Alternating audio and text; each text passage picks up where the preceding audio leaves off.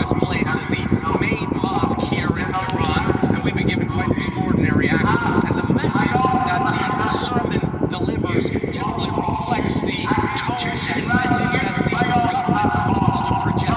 This is, after all, a strict Islamic theocracy. And today, the message is all about jihad, about standing up to the United States and Israel. There have been chants of death to Israel, death to America, death to the United Kingdom. That's quite different than what we were hearing just a few months ago. Of course, there was anti-American rhetoric then, but the main message a few months ago, during the peak of negotiations between Iran and the Trump administration about Iran's nuclear program, was about giving negotiations a chance. The preacher was saying how even if Iranians couldn't and shouldn't trust the United States, that engaging in a diplomatic process was worth the risk. That's finished. Now, after the war between Iran, Israel, and the United States, they're talking here about how people must stand behind the government, stand behind the supreme leader, that even if the United States and Israel kill Iranians 1,000 times, the Iranians must never quit. But the Iranian government is still leaving open a small window for diplomacy. I spoke to the deputy foreign minister who said that they are still open to re-engaging in negotiations with the United States, but they want some conditions first. Alright, Shalom. I'm going to give all praises, honor, and glory to Yahweh, YAHAWAHSHI'S, YAHASHIM, Rakah, Kodash, double honors to apostles of GMS, and sincere Shalom to the brothers out here preaching his truth and sincerity. And now they make a chance to death to America. See, we've been, well, I mean, it's just find it funny. Well, only because this is, what, right after Trump destroys a nuclear plant or some nuclear missiles or something like that, something with nuclear in it, and then they have this. Then they have this one on the 4th of July, which is funny. So it ain't no surprise, but this also proves that, well, you can never deny World War III. There was never any such thing as denying it. It's gonna happen. And that's why a lot of people is pretty much afraid now. Like, you hear more talks about, like, regular people you talking about. Like, before, even last year, you was having people like, good luck going, like, good luck as far as these other countries fighting against this place. Now it's a shift. Now people are afraid because the same people that say good luck are the same ones that might get drafted, because that's what happens when a world war starts. This also, when you also go to the history of how many wars America's been in, this is really nothing new, considering that they are still involved in wars. When one war ends that's not talked about, another one opens that they're involved in. I mean, even today, you had America help Ukraine and Israel, which is still another form of war that they're involved in. And of course, when the draft happens, these people are scared, so they know they're up next. Nobody wants their lavish lifestyle interrupted. But all these countries are basically ready to go to war with this place. That's why China said they're ready to be the next America, which is even worse for them. But that's not going to happen.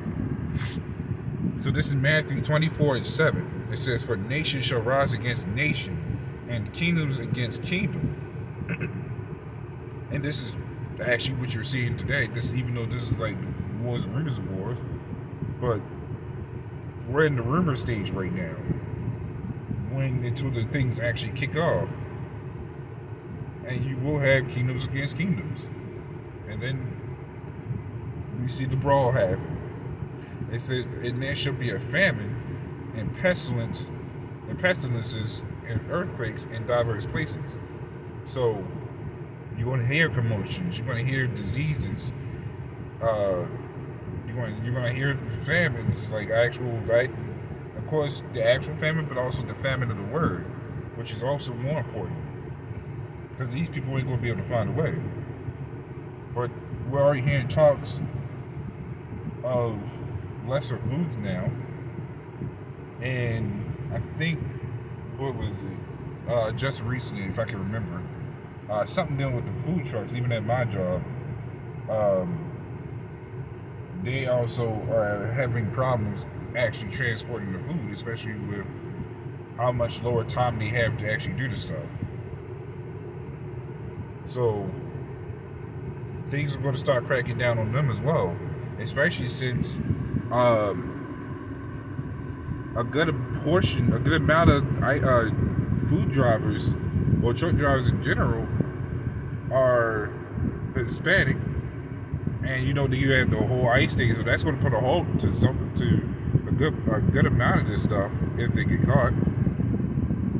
And then you had the pestilences, which we're getting a lot of those, and it's going to even get even worse. So we see all this stuff unfolding in front of us. It's a matter of when everything really kicks off. We got the oil, we got all this stuff ready. We just need that one spark to create that big ass flame. I ain't talking about the missiles just yet. I'm talking about all the problems that's going to happen, especially with Jacob's problems. That's coming, right? And mind you, it says in diverse places, meaning in places you never really hear this stuff about. Yes, we can talk. You can talk about earthquakes, natural weathers, natural disasters that you would never see before. Like even where I live, we rarely ever get an earthquake because it's unheard of, or really getting some type of unusual natural disaster like tornadoes. Past couple of years, we get tornado alerts like crazy. So that goes to show you that the Lord's power is really showing, and it's only a matter of time. That's why we see the signs. That's why we also tell the signs. But it's only for the hopeful elect to understand, or those who's trying to understand it. But the rest of the people, they're blinded. Like I'm seeing in comment boards that people are literally scared of everything that's happening now. I'm hearing people on my job site, or just even in stores, talking about the stuff that's be happening. Like I hear more stuff about that than what Trump is doing. That should tell you something. That goes to show you the power of the Lord is nothing to be laughed at. This is Jeremiah 51:33. It says, "For thus saith the Lord of hosts, the God of Israel, the daughter of Babylon is like a threshing floor, and it is time to thresh her." So, of course, this is the whole thing with thresh or threshing floor. You can find that in online etymology, but you can also find it here, just kind of laid out straight. So the threshing floor is basically a big open space where you usually crop, lay seeds and all this other stuff.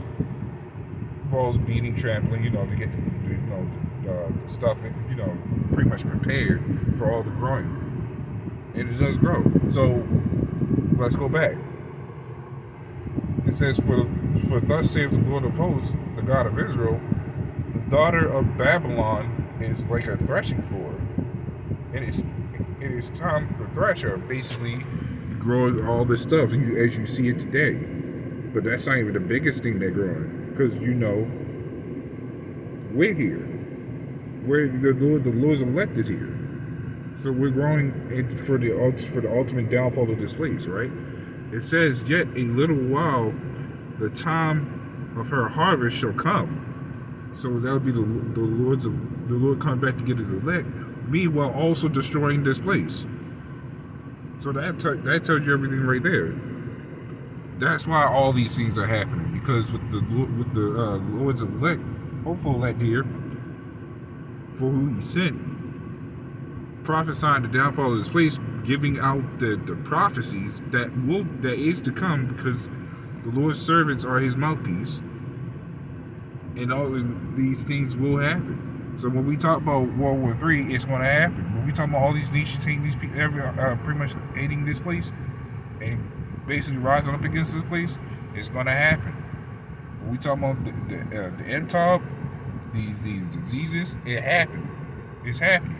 So this is just one place. I mean, this is one of the many places that's ready to pretty much get rid of the Babylon. And it will happen, because why? It says prophecy. That's why in this scripture it says, "For thus saith the Lord." Because when it is said, when it is spoken, it is done. So that's pretty much all I have going on to that. So little one, this is a little edifying with that shalom.